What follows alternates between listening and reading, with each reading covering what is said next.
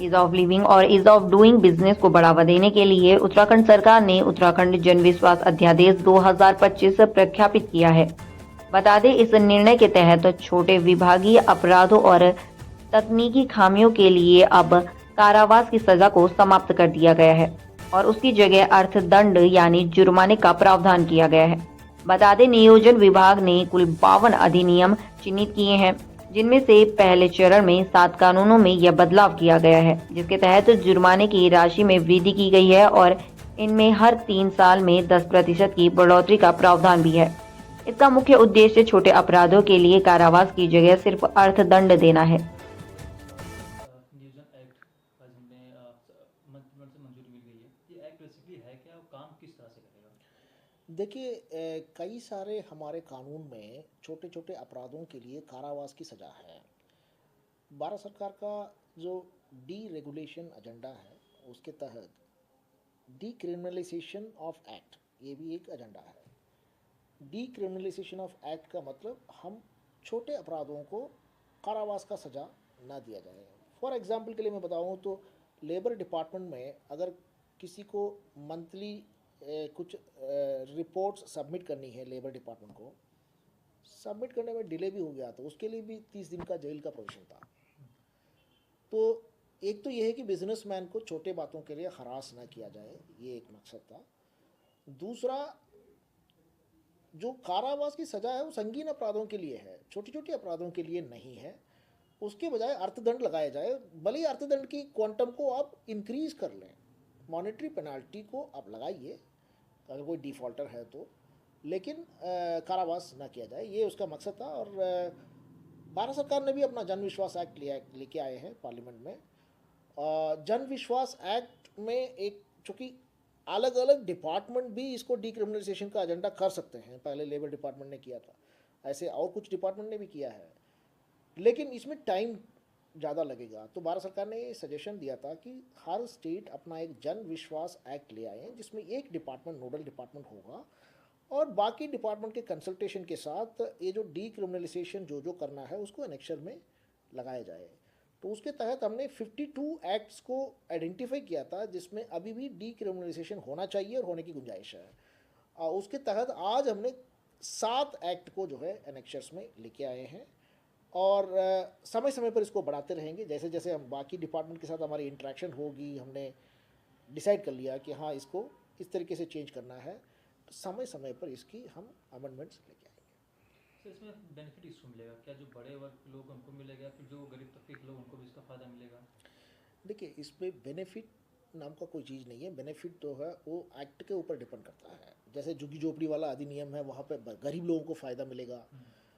अगर कहीं पर ईज ऑफ डूइंग बिजनेस के तहत बिजनेसमैन को जो हरास किया जा रहा है उसको आप रोक रहे हैं तो बिजनेसमैन को भी फ़ायदा मिल सकता है। तो ये एक्ट की नेचर के अकॉर्डिंगली है। मकसद ये है कि छोटी अपराधों का सजा जो है अर्थदंड हो, कारावास ना हो। रामनगर के तेलीपुरा क्षेत्र में रविवार तड़के सुबह स्कूटी और बाइक की जोरदार टक्कर हो गई। टक्कर में 2 युवक गंभीर रूप से घायल हो गए। बता दें, रामनगर रेलवे कॉलोनी के 17 वर्षीय मयंक वर्मा अपनी बहन दिव्यांशी को प्लाईवुड फैक्ट्री छोड़ने जा रहे थे। तभी सामने से आ रहे गुल्लरघटी के 24 वर्षीय अफसर की बाइक से उनकी भिड़ंत हो गई। टक्कर इतनी भीषण थी कि दोनों वाहन सवार दूर जा गिरे, जिसके बाद स्थानीय लोगों की मदद से दोनों घायलों को तुरंत रामनगर के संयुक्त चिकित्सालय पहुंचाया गया। चिकित्सकों ने दोनों की गंभीर हालत को देखते हुए उन्हें प्राथमिक उपचार के बाद हायर सेंटर रेफर कर दिया। इस हादसे के बाद स्थानीय लोगों ने तेलीपुरा क्षेत्र में यातायात व्यवस्था सुधारने और सड़क सुरक्षा के पुख्ता इंतजाम करने की मांग की है। दिव्यांशी तुम्हारे ये भाई है? हाँ, कहाँ जा रहे थे आप लोग? हम लोग प्लाईवुड जा रहे थे और रास्ते में मतलब सामने से गाड़ी आ रही थी और जब मैं उठी थी तो मैं सड़क पे पड़ी हुई। तुम बाइक से जा रहे थे? नहीं, स्कूटी से। स्कूटी से जा रहे थे? इनका एक्सीडेंट हुआ है तेलीपुरा रोड पर। अभी 2 मरीज़ आए थे हमारे पास, एक अफसार नाम से और एक मयंक नाम का एक लड़का था। दोनों को, एक के सिर में चोट है और एक के जबड़े में चोट थी, तो दोनों को ही यहाँ से रेफ़र किया है हमने प्राइमरी उधम ट्रीटमेंट सिंह नगर पुलिस ने खटीमत तुषार हत्याकांड के मुख्य आरोपी हसीम को मुठभेड़ के बाद गिरफ्तार कर लिया है। बता दें, पुलिस को सूचना मिली थी कि हत्या का मुख्य आरोपी, जिसने तुषार को चाकू मारा था, भागने की कोशिश कर रहा है और जब पुलिस उसे पकड़ने पहुंची तो हसीम ने पुलिस टीम पर ही फायरिंग शुरू कर दी और पुलिस की जवाबी कार्यवाही में हसीम के पैर में गोली लग गई और वो घायल हो गया, जिसके बाद उसे इलाज के लिए अस्पताल में भर्ती कराया गया। बता दें, इस हत्याकांड में शामिल 2 अन्य आरोपी, जिसमें गुलफाम भी शामिल है, फरार है और पुलिस उनकी तलाश कर रही है। मुख्यमंत्री पुष्कर सिंह धामी के निर्देशों पर उत्तराखंड में 17 दिसंबर से 45 दिनों का जन जन की सरकार जन जन के द्वार अभियान शुरू किया जाएगा।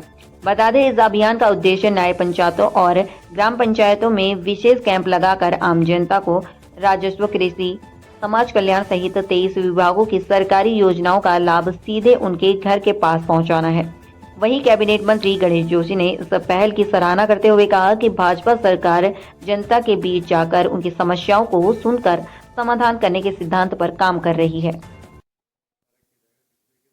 देखिए, भारतीय जनता पार्टी की चाहे दिल्ली की सरकार हो,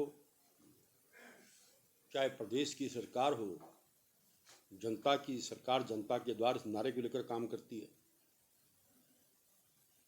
आप देखो होगा, चाहे छोटी घटना होती है चाहे बड़ी घटना होती है, माननीय मुख्यमंत्री जी वहाँ पर होते हैं, मंत्रीगण वहाँ पर होते हैं, विधायक वहाँ पर होते हैं, पार्टी के कार्यकर्ता वहाँ पर होते हैं। अब इसे बिल्कुल सुचारू रूप से चलाने के लिए पार्टी ने तय किया है कि हम सीधे सीधे लोगों से जाकर संपर्क करेंगे, उनकी समस्याओं का निवारण करेंगे।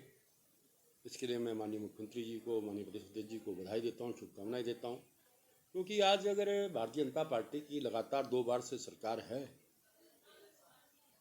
इस जनता की वजह से है और जनता की बात को सुनना, उनकी समस्याओं का समाधान करना, ये हमारी जिम्मेदारी है और इस काम को पूरी ईमानदारी से हमारी सरकार और पार्टी के लोग। हरिद्वार में भगत सिंह चौक से टिबड़ी फाटक के बीच बन रहे अस्थायी कूड़ा डंपिंग जोन को लेकर व्यापारी और स्थायी निवासी आक्रोशित है, क्योंकि लोगों का कहना है कि आबादी और कुंभ क्षेत्र के इतनी करीब डंपिंग जोन बनने से प्रदूषण, दुर्गंध और बीमारी का खतरा बढ़ेगा। वहीं प्रेस क्लब में व्यापार मंडल और कॉलोनी वासियों ने आरोप लगाया कि नगर निगम और विधायक से उन्हें कोई ठोस आश्वासन नहीं मिला है। जिलाधिकारी के सकारात्मक रुख के बावजूद अभी तक जमीनी कार्यवाही नहीं हुई है।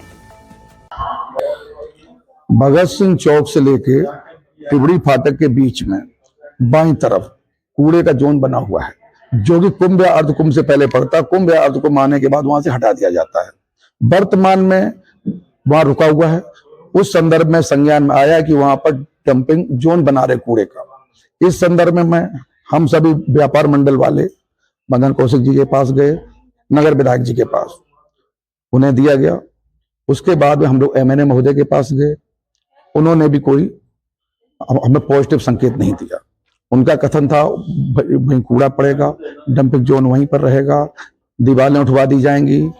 उसके बाद हम लोग जिलाधिकारी महोदय के पास गए, उन्होंने पॉजिटिव तो कहा है, लेकिन अभी तक कोई कार्रवाई नहीं हुई। इससे अगर ये वहां बना रहा, कड़च से लेकर के कस्सा बांध से लेकर के कनखल का भी सभी वहां पर डंपिंग जोन बन रहा है। इससे वहां पर प्रदूषण होगा, बदबू आएगी, महामारी फैलेगी। हम सबकी मांग है, व्यापार मंडल वाले की और कॉलोनी वासियों की मांग है कि इसको अन्यत्र स्थान पर स्थानांतरित कर दिया जाए। जब तक ऐसा नहीं होगा, हम लोग अनिश्चितकालीन पर कल से धरने पर जा रहे हैं। भगत सिंह चौक पर हम धरने पर रहेंगे।